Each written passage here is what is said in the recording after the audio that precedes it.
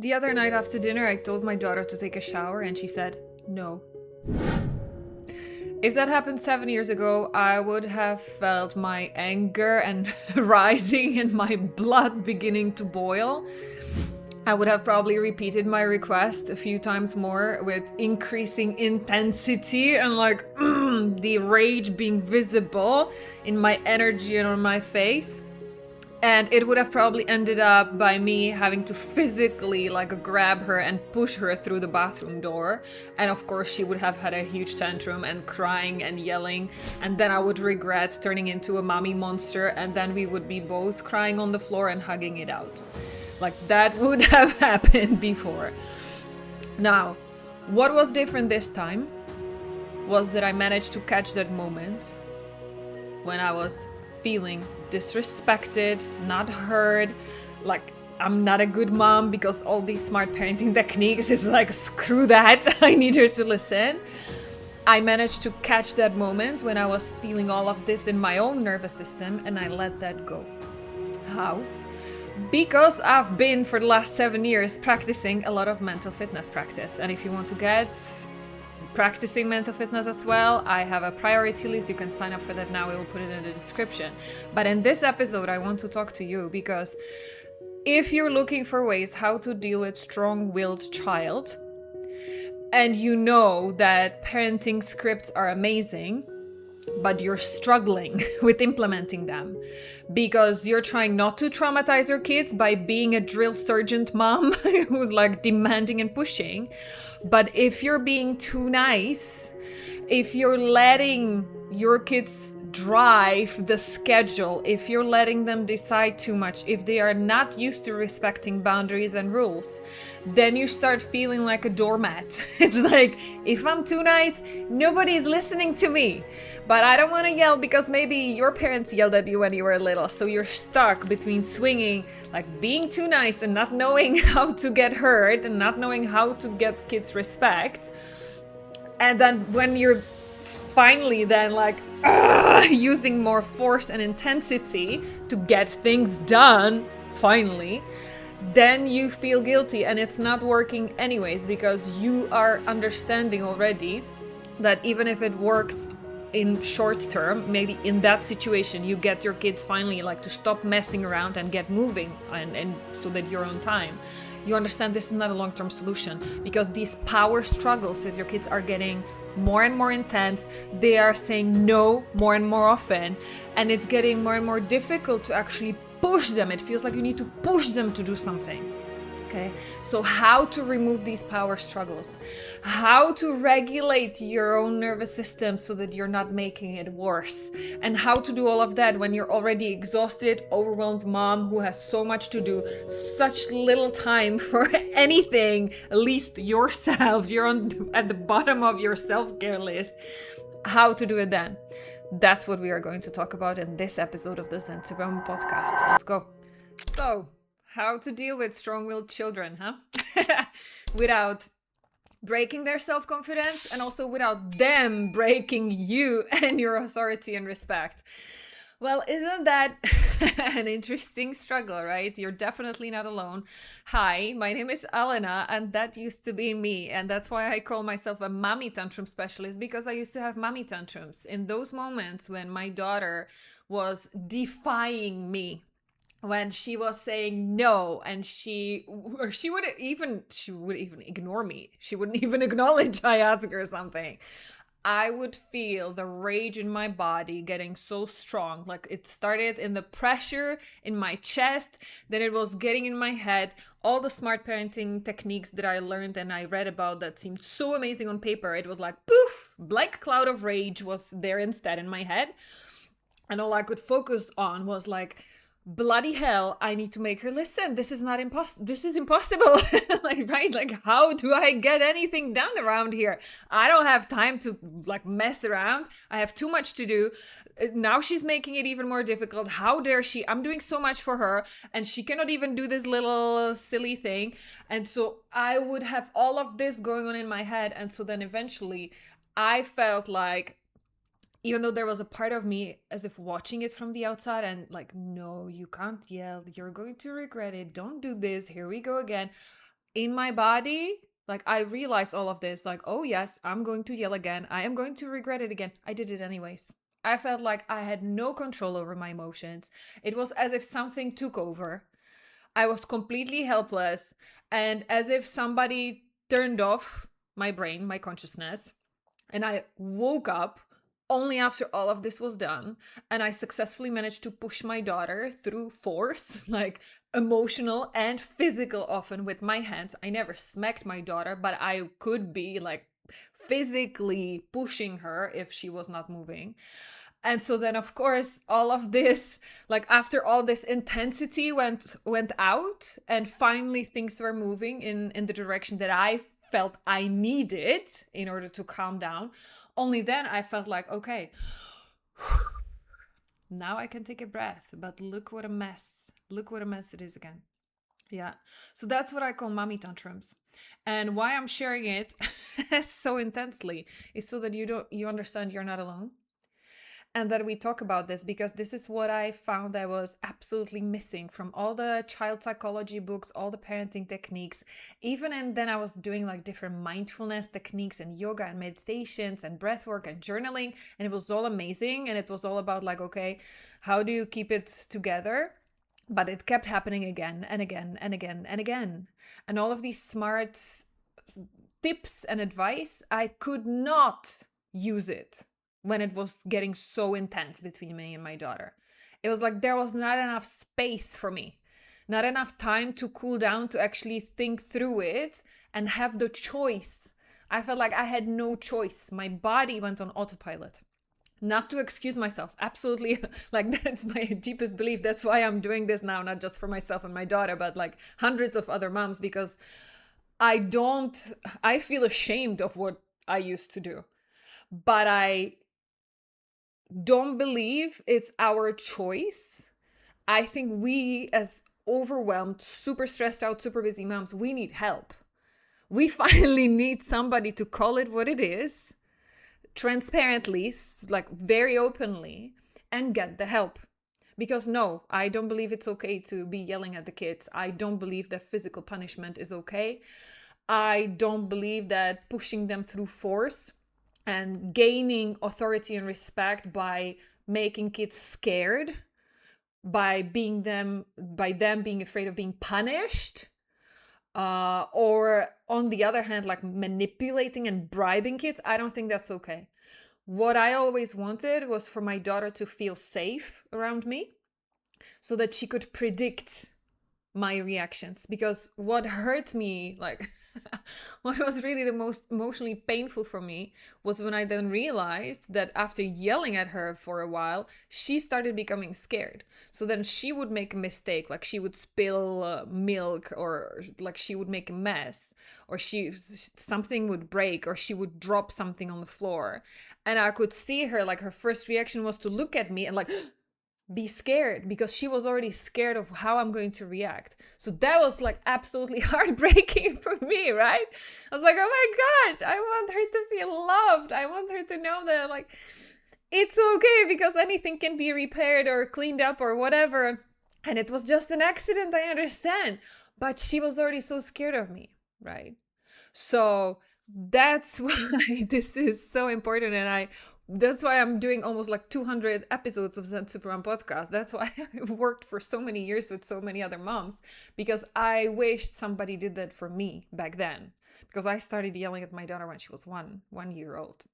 So take a breath. Now, you don't have to worry about my daughter. Luckily for her, I did figure it out. It took me about 2 years. So I'm not proud of that, of those 2 years. But the good news is I did manage to rewire all of this. So yes, the work starts with us, and that's what this Zen Supermom podcast will be about. Not about how to manage your child. We need to manage ourselves and our emotions first. So that's why Zen Supermom podcast is the first parenting podcast that's not about the kids. It's about you, mom, and of course, dad. You're welcome too. But we need to talk about that, okay? Because, as I said, the good news is once you start managing your own emotions and learn how to regulate your nervous system in the moment, Then you can start helping your child with their emotions and their reactions, and start rebuilding that trust. Because yes, it can be rebuilt, it can be healed, and you can get to the point, even if you have been yelling at your child for years, even if you have been snapping, even if you have been the people-pleasing doormat, as I call it sometimes. No judgment, let me give you a hug. I was doing that too. It can be rebuilt. And not only it can, but I feel like it's the only way. Because I've also worked with moms who then put kids to child psychologists and different like school workers and counselors, and they put their kids on medications of different kinds. Nothing was as powerful as when I helped the mom.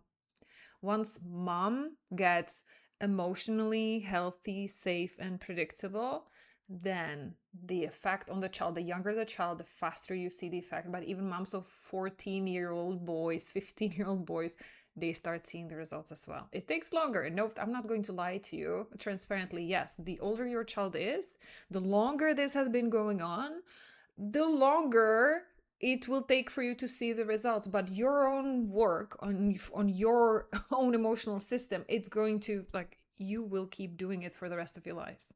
Okay, the mental fitness practice is something I keep practicing until today. Not because I'm still yelling at my daughter, I'm not, but because life will keep throwing things at you. I'm not stressed out by my family life now. Now I'm stressed out with my work and school and everything else I'm doing on top, right?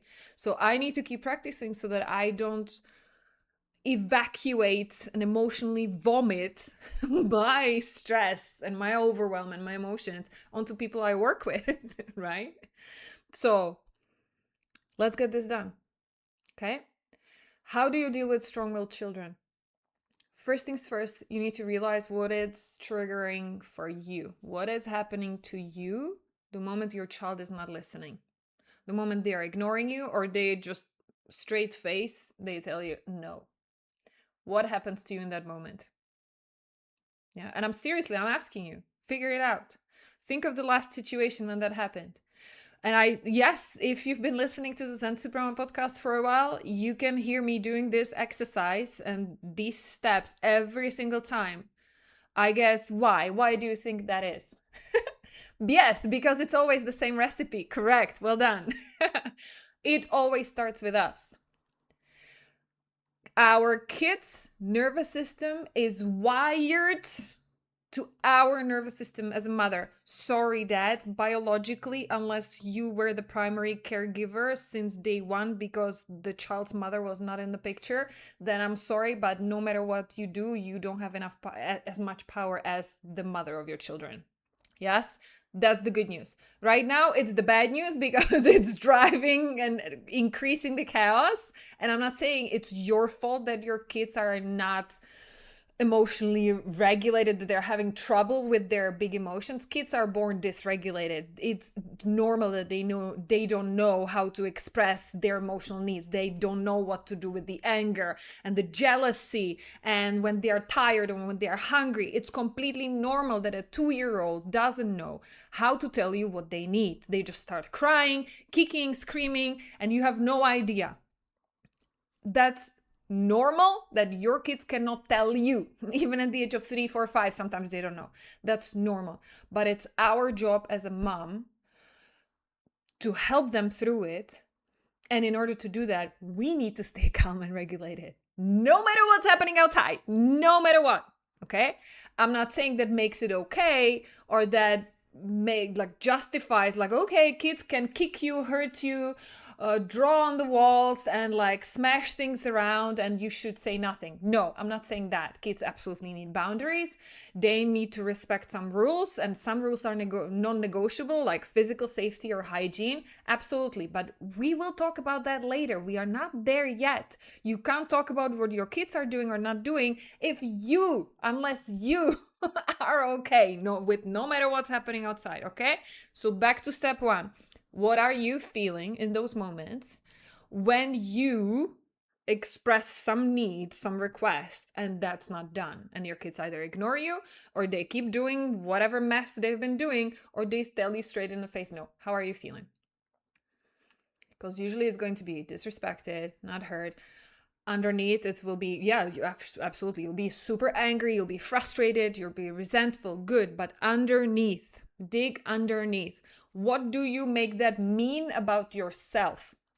If you're putting so much effort, you're trying so hard, and you're such an amazing mom, 99.99999% of the times, like, you're doing everything for your kids, and you're so nice, so loving, you give them much more hugs, you tell them much more often that you love them than probably what you experienced as a child. So how does that make you feel if all of this, it still feels like it's not enough? It's not working because they are not responding the way you expect them to. Because after you've done so much for them, you would expect them to smile and say, of course, mom, because I love you so much, because I can see how much you're doing for me. Of course I can go and take a shower. It's no big deal. Of course I can clean up after myself. Of course I can stop hating my brother because I know you will read me a fairy tale, because I know you love me. If that's what you wish, you're wishing for unicorns. Because just like you don't wake up every single day being in a sunny, shiny mood, like birds are singing, clouds are parting, and sun is shining, you don't wake up with that kind of mood every single day, do you? So we can't expect our children, whose nervous system is much younger, much less regulated, we can't expect them to have more patience, more emotional awareness, better ability to express their needs very clearly without getting upset. We can't expect our kids to be unicorns. Okay? But this is where it starts boiling inside us, doesn't it? Because you're doing so much and you're expecting to get something in return. You're expecting to get respect, and if not obedience, then at least like some basic follow up of rules, right? And when that doesn't happen, that's the interesting situation. That is the step one. Because that's why I'm asking you, what do you make it mean about yourself in that moment? When the kids are not listening, when they are telling you no, and they are being defiant and strong willed. How does that make you feel about yourself? Because that's the point when most moms tell me, I feel like a failure, I feel I'm a terrible mom, I feel like whatever I'm doing is not enough. Or just, I think 2 days ago, I spoke to a mom who told me, I'm lost. Like, I don't know. I'm totally lost because I'm trying to do everything for my 2-year-old. But of course, he doesn't have the ability to like tell me what's really going on. And I'm trying everything and nothing is working. So I'm lost. I don't know anymore. Yeah. So what is it for you? And how do you think that's impacting the situation when you feel this way? Yeah. Because I don't know what's happening for you specifically, but this was the reason why I was getting so angry. Because I made my daughter's disobedience, quote to quote, I made it feel like a personal attack on me, that she did it on purpose, which most of the time was not the case. But I could not see, I did not have the space, the capacity to have a look from her perspective. I could not see the situations through her eyes because I was stuck here feeling like she's just mean. She just doesn't care. She's just doing it on purpose. She's just trying how far she can push me. I took it personally, which is another layer of the challenge of why this situation is so difficult to manage with cool head because of this belief, right? Isn't it? Yeah. So this is what we need to realize now that we are having the space to maybe dissect your latest situation with the kids with cool head. Maybe try to have a look from your child's perspective. What was going on for them? What might be any reasons or all the possible reasons, because there might be more than one, why they would say no, or why they would like ignore you or didn't listen to you. If we remove the layer of making it personal, if it was not about you, what could have been the reason? Yeah. Because this next question is usually very easy for moms to understand, and they even tell me themselves, even before I ask them this question, they tell me, yeah, it's because it was like too hot in the last days, nobody couldn't sleep really well at night, so then kids were cranky during the day and we couldn't go outside and play outside because it was too hot, so we had to be stuck at home, and everybody was just like bored and exhausted and tired at the same time, which is like the worst possible combination. So they understood like this was contributing to it, right? What might have been the contributing factors, all the reasons why your children were not doing well already before, why this was not a personal attack on you? I realized that very often why my daughter wouldn't listen to me was because I actually did not pay attention to her, to what she was doing before I barked some order. Yeah. So I realized that I was doing this often when I was too focused on my schedules and like what needed to happen. I was looking at the time in my head. I was going through the step by step, like everything that needed to happen. So I had a timeline in my mind and I was just like barking orders. And I was just like, do this, do that. Now we have to do this without paying attention to what was going on with her. Yeah. Without realizing she's just now like so in her game, or then later on when she started reading, she's like inside her book. And so when I say something, she would not even hear me because she was in her book. Yeah. And so whenever I would tell her like go do this now, she would just like either not hear me at all, so then she wouldn't respond, or then she would tell me like no, not yet, because yeah, after I finished the chapter. But then I was waiting for 3 minutes and she started reading another chapter in the meantime, right? So I had to repeat it 5 times. So once you stop taking it personally, my invitation, and you cannot do it probably in the moment right now. That's why mental fitness is a practice, because the more you practice, the faster you'll be able to catch it.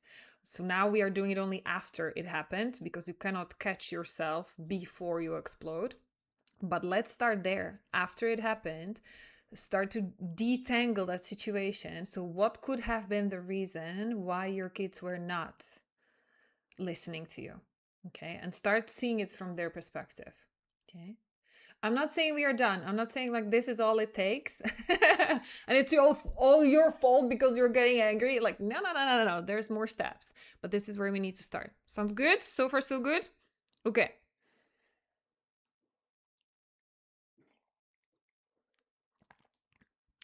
So we are ready for the next step. In order for us to stop getting caught up in this feeling of like feeling sorry for myself, that's what I realized. To stop being driven by that uncontrollable rage and anger that had no other way to come out than just like emotionally vomited at my daughter. The thing that helps me actually stop it now before it happens, and I don't even escalate so high, I don't even feel it so intense anymore. The reason for that is because I realized it was not even ever mine to begin with. That anger was never mine. And yes, that's the story of the generational autopilot that I talk about everywhere in every piece of my content and podcast episode or Instagram reel. Usually it's about generational autopilot because that's what it is. If you heard my story before, I love my parents, both of them. My mom is like my role model and I'm so grateful. She did the best she could and she did much better. She was a much better parent than what she grew up with as a child. Absolutely. But also, the reaction of my nervous system, like the reason why I was exploding with my daughter, the reason why I did not know how to set healthy boundary without punishing or bribing, was because that's how I grew up. I grew up with a very strict education, very high expectations. And most of the times my mom was not even yelling at me, but the disapproval and the very conditional love and appreciation, like there was a list of things I had to do. There was a list of requirements how I needed to be and behave. Only then I was shown appreciation or approval. Like all of this impacted my nervous system. You can find out what is your generational autopilot by answering that first question I gave you. How do you feel when your child is not listening? How does that make you feel when you're trying so hard and it's still not enough? Because the feeling of I'm not heard, I'm not respected, I'm not good enough, I'm lost, I have no idea what to do anymore because things are exploding anyways. All of this, this is not the first time you're feeling it. It is so strong, so intense, and so powerful that it takes over your nervous system because your nervous system already knows it. It knows it from your childhood. So, who was the first person who ever made you feel helpless, out of control, not heard, not respected? Who was it? Yeah. And watch out if there was any like heavy childhood trauma. I don't mean to reopen any old wounds, but I know from experience about half of the women who come to me for help, they had happy childhoods like me. There was nothing traumatic, nothing huge happening, but there was somebody when you were growing up in the first 6 years of your life that made you feel pushed in a corner, having no voice. You probably did not grow up having any healthy role models on how to express your emotions. Because if you did, you wouldn't be struggling with it now, right? Like that's a simple that's why you cannot do it in the situations when you with your children now. You have no control over your emotions when you get pushed to the corner. When you feel like I tried everything, nothing works. So then you either lose it by yelling or you lose it like inside and you collapse inside and you go into depression and you feel like hiding inside your room and crying into the pillow. It's out or in, but it's never in a healthy way. And that's because you did not grow up watching somebody do it the healthy way. If you did, you would have learned it. We wouldn't be having this discussion today, right? So we are not here to blame anything on our parents, but we are here to realize where it's rooted. Okay? Because this is the reason why, by the way, I love all the breath work. Like I have so many breath work teachers, like friends and business besties. Breath work, mindfulness, yoga, hypnotherapy, different counseling modifications. Like I have so many business colleagues. I have nothing against those methods and techniques. But when I talk to moms like myself who are losing it with the kids, we don't need just that. It's not just about counting till 10 and like calming down your breath in the moment. It's about removing that generational pattern because otherwise it will keep happening the next day. In 2 hours, it will happen again. Right? So the problem for me, it's not even that we have uncontrollable emotions. The problem is that it keeps happening. We keep recreating these situations where we struggle with setting healthy boundaries with kids and then doing like affecting the natural consequences when those boundaries are not respected. We struggle with that because naturally, logically, if we grew up not having healthy boundaries, then of course we don't know how to do that with our kids. Okay. So for me, the problem happens not only at the moment when your kids, like my daughter, the opening story that I began with, that my daughter told me no, that she's not going to take a shower. That was not the problem. The problem was my question to her, the fact that I was barking order. I created that situation myself because I forgot to do what I preach. I forgot to set the healthy container. I forgot to have a look at the situation from my daughter's perspective. I forgot to like consider the rule that I wanted to be respected and the natural consequences. Yes. So, how to do that? First, we need to talk about that generational pattern, right? So, what was the nervous system you learned or you copied growing up? Whose emotions were you tiptoeing around Or were you scared of somebody exploding? Was there somebody who was not emotionally safe? You could never know if you make a mistake if they are going to laugh with you or if they are going to punish you for that. Yeah. Was there somebody who made you, who parentified you, who was carrying so much emotional heaviness, like very typically like divorced moms who had like 2 jobs and 3 kids, and the father left, and then the mom was collapsing because of all of this heaviness, and then her daughter learned to tiptoe around her and be her confidant, that the mom was just telling her everything that was happening to alleviate. Were you your mom's best friend and like her listening ear and shoulder to cry on? That's a parentification, right? That was not supposed to happen. Again, not your mom's fault. She was doing the best she could to hold it together, but that was not your place to take. Yeah. So, what was happening in your childhood that made you feel my emotions are not safe? I can't express how I feel because people are going to judge me, shame me, blame me, punish me for that. And what was the pattern, how your parents dealt with stressful situations? What did they do?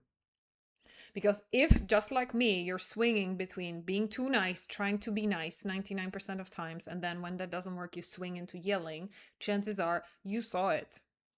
Somebody did that. Somebody did a similar thing when you were growing up. You saw it either in one parent, because my mom was doing this herself, this swinging, or I meet a lot of women who tell me that dad was too strict. I just had, this woman I spoke like, I think last night. She was telling me dad used to be in the army, like he was a drill sergeant, literally. And then mom tiptoed around him.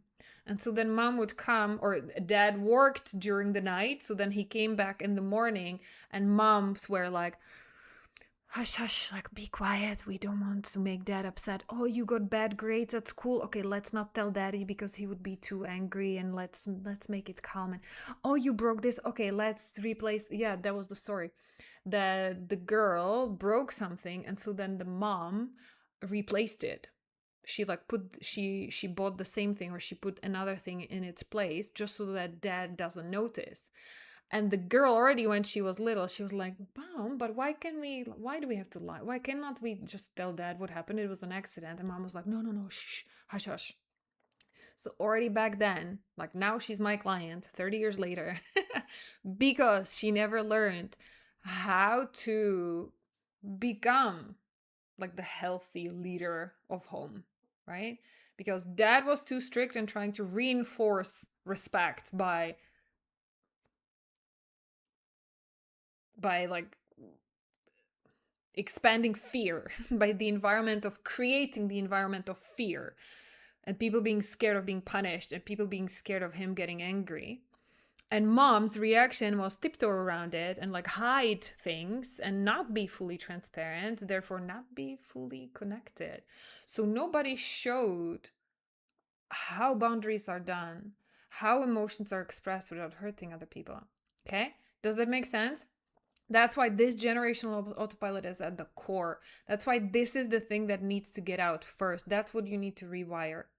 Because if you do not rewire this controller, perfectionist, hyperachiever on one side, and then the people pleaser, avoider, victim on the other side, those are all generational patterns. Unless you rewire it, that's what you're giving to your kids every day. Without even yelling, without even these situations when there is like a strong-willed child and there is a power fight. You're giving it to them in daily situations because they are observing you. How you pick up the phone and talk to your best friend who manipulates you in doing something you don't want to do, but you're too scared to tell them. They see it by how you talk about your work and your colleagues and your boss. They see it in your reaction, how you feel when you go and visit the grandparents, when you talk to your parents, and your kids are watching you, how the dynamic goes. They see you 24/7. That's why I always keep repeating, don't worry about your kids not listening to you. Start worrying about them watching you. Because by observing you, they're automatically absorbing your patterns. And just like this client, she knew already when she was little that what mom was doing was not okay, that mom was tiptoeing around dad. She was like, Mom, you shouldn't be doing this. But she did not grow up having a healthy example. So that's why she was then coming and talking to me like, I'm lost. I don't know how. I know my parents didn't do it well, but I've never been shown anything else. And so what I'm trying is to be nice to my child, but when my child it's not working and my child is having emotions I don't know how to deal with, I'm losing it myself. I'm becoming my dad. So like, what the heck? Like, somebody help me, right? So that's why these generational patterns of people pleasing, controlling, perfecting, avoiding, feeling like a victim, like it's their fault, I cannot, I'm helpless. And then on the other side, like the hyperachieving or hyper rational, being always in your head. There are so many women who come to me and they tell me they read so many books, they did so many parenting courses, they could be giving trainings now about parenting, how much they know. That's how smart they are. And that's amazing.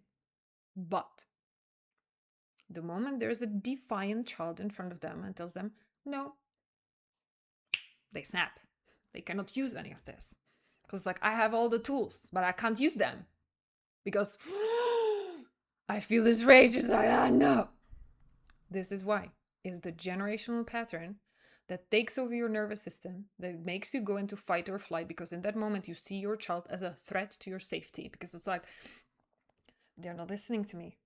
Like, it means like I'm not good enough. It's just like your nervous system goes into like hijack and you're in fight or flight. That's why you either fight, yell, or you flight. You feel like, I want to run away. I want to hide in the bathroom because I can't take this anymore. Yes? So that's why this generational autopilot needs to be rewired so that you can stay calm. Even in these situations, they are not fun. They are very difficult. There is a lot of pressure. You're not making it up. You have a lot. You're carrying a lot and you're doing great with that. But this is the thing that needs to be rewired so that you can stay not only calm in these situations, but that you know what is the opposite, what is the healthy way of getting things done, what is the way that nobody showed you when you were growing up. Because that's the next step. Before you can apply any parenting technique, you need to become, and it's not a sexy way to do it, but it's the only like way that I can think of because of my corporate background. Like, you need to become the leader. No joke. Yeah. You need to become the person that your kids can come to when they make a mistake, right? When they did something wrong, when somebody is hurting them, if somebody is bullying them. You want them to feel safe with you, right? You want them to feel like they can come and tell you anything without being scared that you will get angry and blame it on them, right? You want their trust. You want your connection to be strong. You want them to feel loved unconditionally, right? You don't want them to think that doing the dishes or cleaning the kitchen is more important than them and their emotional needs, right? I know that. I know you do. That's what I want for my daughter and for me as well, right? But it's very easy to lose sight of that, to lose track in the day to day. Like, yeah, because still, like, dinner needs to be cooked and laundry needs to be done, of course. It's easy to lose sight of that. It's easy to go into that autopilot and start reacting the way we saw our parents react. Yeah. That's why, again, mental fitness is a practice, because it needs to be practiced every day.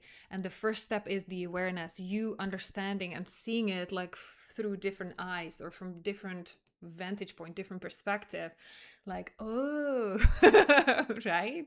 So that you start catching yourself. And so that the next time your child says no in your face, you have this like pink, you will listen to my voice, you will hear me. Sometimes my clients tell me it's like they have me on their shoulder. So, there's the anger on one shoulder, how they would have reacted normally. And then there's me standing on their other shoulder telling them, it's okay. You're doing the best you can. This is not a personal attack. You can switch to being the calm leader. And if you don't freak out, this is not personal, then you can start seeing, well, what are the healthy ways of dealing with this conflict or this stressful situation? Yes. And then that's the second part of the mental fitness, where we literally like relearn the reactions under stress and pressure. How does a leader react in a situation that is not going well, that is out of control, that you do not like? Yeah. In a predictable and a healthy way. Yeah. And if we talk about strong-willed children, then specifically, it really starts by understanding first the situation from their point of view. Yeah, just like I said, the example of my daughter, that I was often kind of like interrupting what she was doing, even at times when there was no external deadline or timeline. She could have done, like, she could have gone to shower 5-10 minutes later. I didn't really care. Or the world wouldn't collapse if she did it 10 minutes later. But there was a part of me that insisted on it because that was part of my schedule routines. It was easier for my brain to track the progress. So I wanted her to go now because it fitted me, without taking into consideration that she was reading, like, she was halfway through her favorite book and she was like, the story was so exciting. So of course she didn't want to go, right? So what is going on for her children, first of all? And that's also why I'm not a parenting coach, because I don't want to give you any advice on what to do or what to say, because it will be age specific. Like, the situation with a defiant 2-year-old will be very different than a situation with a 12-year-old. No brainer, right? Duh, of course.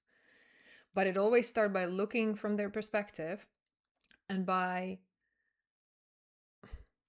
understanding what's the most important thing here.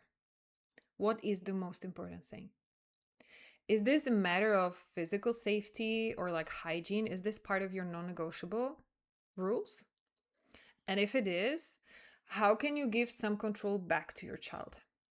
Because if we talk specifically about strong-willed children, usually in most situations, and you see if that might be true for you and your child as well, the most defiant kids, when I dig underneath with the mom, are the kids of the most controlling moms.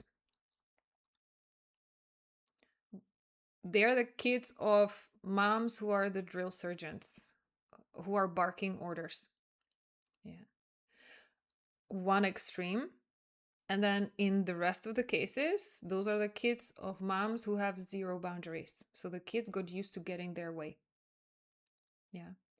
The more intense, the more frequent the no or the defiance is, it's because mom is either too controlling or too permissive. She has no boundaries. All right. So then, depending on what you honestly assess with yourself, then the response is not the exact opposite, but it is going in that direction. Okay. So if you realize you might have been too controlling, like that it was your schedule first and that you were doing everything for your kids, so you're doing that even before they ask, and you're scheduling everything, even things that do not have to be scheduled, and your kids actually don't have much choice, because they just need to fit in what you prepared and what you already thought through, and you just want to push them to go with it, then the best first step you can start taking is to give your kids more choice, give them more agency, give them more power, the feeling like they are in control of their life more.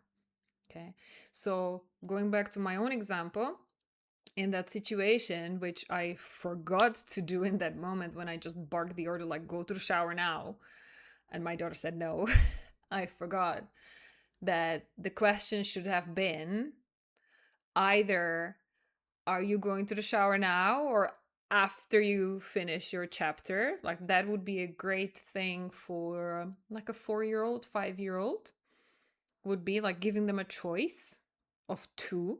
Both of them would be good for you. Or then for an older child, it would be just a reminder. Like, yeah, let me know when you've done the shower. And it's like, I know you've got this. Like, that's the overall feeling. It's just like a reminder, like, don't forget, kind of thing. Yeah.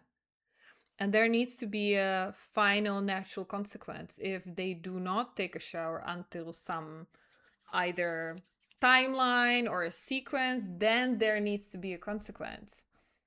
Yeah. Natural consequence, not a punishment, like you're not allowed to watch TV, whatever, or reward, you're going to get a candy, or you can watch TV after you have taken a shower, but there needs to be a natural consequence. Again, age dependent, right? So you're a 14-year-old and you're not taking a shower, well, I can imagine how stinky that's going to feel around you tomorrow. Not to shame you or anything, but that's a natural consequence. Like, can you smell yourself right now? Yeah. With a 3-year-old, the consequence of not wanting to go to the shower might be very different. Then, like for a 2-3-year-old, the best way is a distraction, right? So you tell them, look, I have a new toy for the bath. Like, look, we haven't played with this one for a long time. Come play. And in the meantime, you drop them in the shower and do everything, right? I'm not a parenting coach, so I'm not going to tell you what are the methods. But they described it very well. You're not able to use any of these parenting advice now because you get too caught up in feeling personally offended by your kids being defiant. Okay. So that's why the first step is catch that generational pattern that you grew up with, switch into calm, cool, collected leadership role, so that then you can apply any of these parenting techniques. And you need to absolutely stop swinging that generational pattern. Stop being the controller. Stop being the people pleaser. Okay? This was a long one. Let me know how that's like computing for you, how that's digesting, what that triggered. What are your thoughts? What are your insights? Yeah. Again, let me wrap it up. My intention was not here to tell you what to do and how to set, like, what are the exact script, what to say to your kids, because you already know you need healthy boundaries, natural consequences. There are lots of parenting gurus who are teaching how to do that.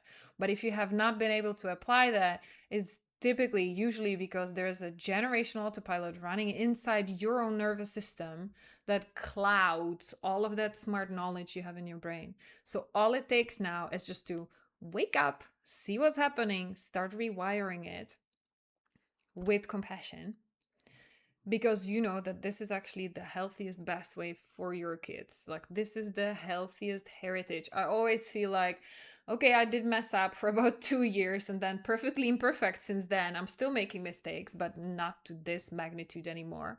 But what helps me sleep okay at night, what makes me feel like I'm doing okay as a mom, perfectly imperfect, is the fact that I see how that shows on my daughter. I can see her being able to set healthy boundaries. I can see her standing up for herself, not being afraid to say no to somebody. Because I want her to say no. I want her to protect herself when somebody is pushing her or barking orders. Yes, she's respectful. She's not a spoiled brat, right? She knows which rules are like non-negotiable. But she can also then say no to people who are becoming too pushy or who are not respecting her wishes or her needs. So that, I believe, is the best protection against bullying and toxic relationships going forward. Yeah. We will not always be there to protect our kids as they grow up and as they go into their relationship and when they become parents. We will be watching from the sidelines. And seeing that my daughter has the ability to say no to me, I'm actually happy about that. Because this is no longer about power struggles. I know she's doing that in the moments when I am crossing her boundaries. So I'm happy she feels safe and that she's not scared that I'm going to like chew her head off if she tells me no. Yeah. So I hope this was helpful. I hope it gave you some insights. I will invite you again to sign up for that priority list when we open the mental fitness gym again as a self-study program. So join us on the priority list so that you are the first informed when the details are out and when we are opening the doors. And let me know how this episode resonated with you, what you got out of it. I want to hear from you. Take very good care, Supermom. Good luck with your strong-willed children. And I'm going to see you again in the next episode of the Zen Supermom podcast. Bye.